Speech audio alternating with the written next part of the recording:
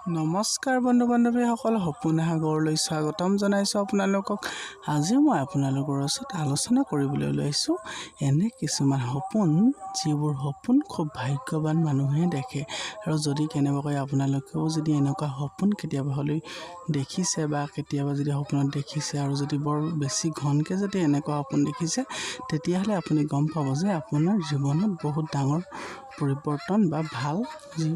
ভালৰ কাৰণে যি পৰিৱৰ্তন, সেই পৰিৱৰ্তন আহিব পাৰে। যদি আপুনি কেনেবাকৈ সপোনত গভীৰ নিন্দাত একো চিন্তা চৰ্চা নকৰাকৈ যদি আপুনি এনেই 5টা সপোন যদি কেনেবাকৈ দেখিছে, আপোনালোকে এই 5টা সপোনৰ কথা ভালদৰে মনত ৰাখিব।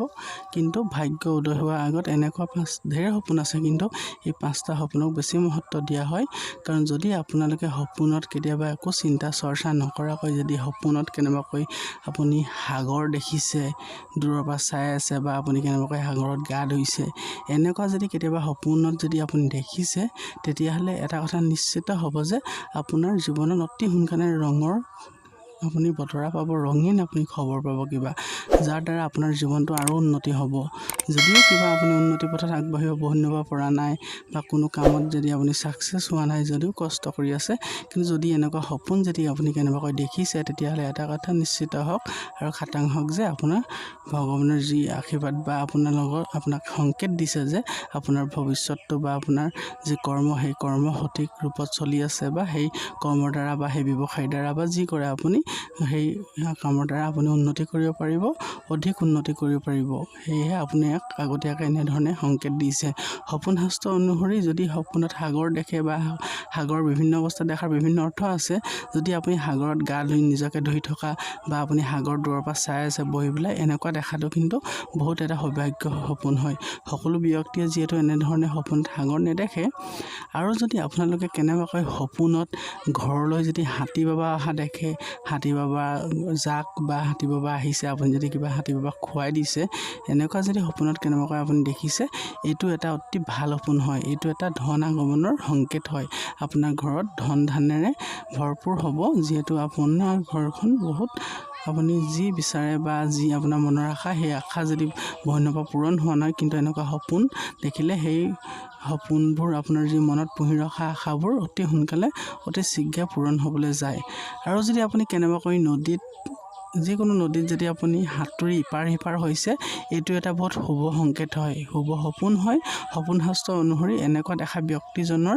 যদি কেনেবাকৈ কিবা বাধা লাগি থাকে কোনো কামত, বা যিকোনো ক্ষেত্ৰত যদি কিবা বাধা থাকে, যদি সেই সপোনত যদি কেনেবাকৈ আপুনি সাঁতুৰি যদি নদী পাৰ হৈ ইপাৰ সিপাৰ হোৱা দেখিছে, কিন্তু সেই সকলো বাধা আপুনি বাস্তৱ জীৱনত নেওচি পেলাই আপুনি ছাকচেছ হ'ব পাৰিব। সেয়েহে আপুনি সপোনত এনেকৈ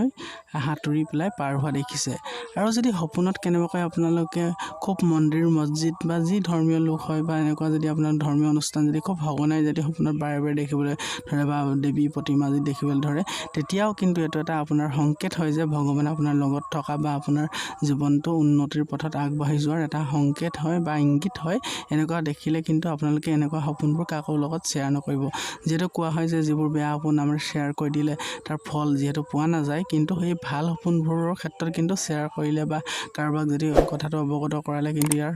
যি ভাল ফলো কিন্তু কম সংখ্যকে পোৱা যায়। সেয়েহে এনেকুৱা সপোনবোৰ দেখিলে এনেকুৱা নহয় যে আপুনি সপোনটো দেখিছে আৰু লগালগ আপোনাৰ হাতলৈ টকা পইচা অট'মেটিকলি আহিব, এনেকুৱা নহয়। আপোনাক সপোনত এইয়ে ইংগিত দিছে যে আপোনাৰ কাম বা আপোনাৰ কৰ্ম বা আপোনাৰ যি ব্যৱসায়, সেই ব্যৱসায় আপুনি সঠিক ৰূপত কৰি আছে বা কৰি যাওক, তেতিয়া আপোনাৰ অতি শীঘ্ৰে আপুনি সেই কৰ্মতে উন্নতি কৰিব পাৰিব। সেয়েহে আপুনি যদি সপোনটো দেখে আৰু টকা পইচা হাতলৈ আহিব বুলি এনেই বহি থাকিলে, এনেকুৱা নহয়। সপোন শাস্ত্ৰ অনুসৰি এইবোৰ ভগৱানে আমাক যিকোনো ক্ষেত্ৰত পশু পক্ষী আদি কৰি এটা সৰু পৰুৱালৈকে আমাক ইংগিত দিয়ে, যিহেতু যিকোনো হ'বলগীয়া ঘটনাৰ পৰা আদি কৰি যিহেতু পশু পক্ষী, গছ গছনি, গছ লতা সকলোৱে দিয়ে। প্ৰকৃতিৰ সকলো বস্তুৱে আমাক যিহেতু আগতীয়াকৈ আগজাননী দিয়ে, যিকোনো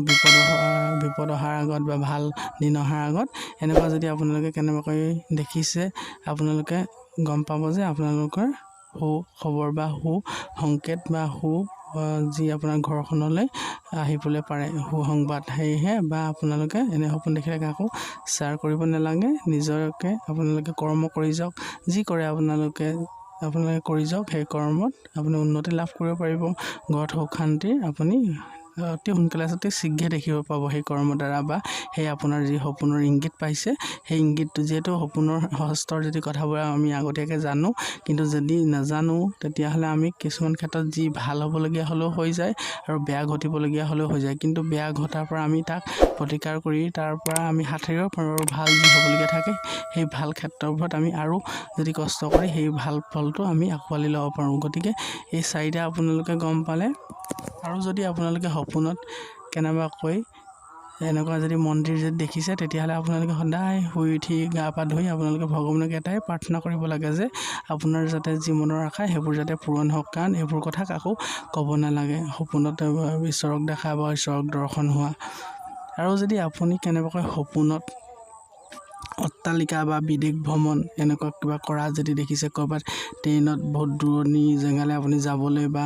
বিমান বা এৰোপ্লেনত এনেধৰণে উঠা যদি দেখিছে কিন্তু এইটো এটা ভাল শুভ লক্ষণ হয় কাৰণ এনেকুৱা দেখিলে আপুনি ক'ৰবাত হয়তো যদি আপোনাৰ চাকৰি বাকৰি কিবা যদি আপুনি চিন্তা চৰ্চাত ভুগিব পৰি আছে বহুত যদি মানসিক সমস্যাত পৰি আছে এই সমস্যাবোৰ দূৰ হয় এনেকুৱা সপোন যদি আপুনি দেখিছে কেনেবাকৈ গভীৰ নিন্দা যদি দেখিছে আপোনালোকে